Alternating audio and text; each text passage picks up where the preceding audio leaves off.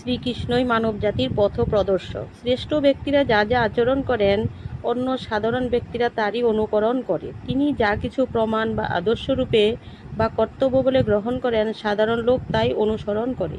হে পার্থ, ত্রিলোকে আমার করণীয় কিছু নাই, আমার প্রাপ্ত অপ্রাপ্তব্য বলেও কিছু নেই। তবু আমি কর্ম অনুষ্ঠানে সদা ব্যাপৃত থাকি, কর্ম ত্যাগ করি না। শ্রীকৃষ্ণ আরও বললেন, আমি যদি সাবধান হয়ে কর্ম না করি তাহলে অত্যন্ত ক্ষতি হবে, কারণ মানুষ সকল প্রকারে আমার পথেরই অনুসরণ করবে।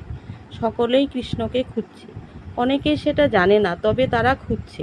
কৃষ্ণ হচ্ছেন ভগবান, তিনি সব কিছুরই উৎস এবং সব কিছুরই পরম কারণ।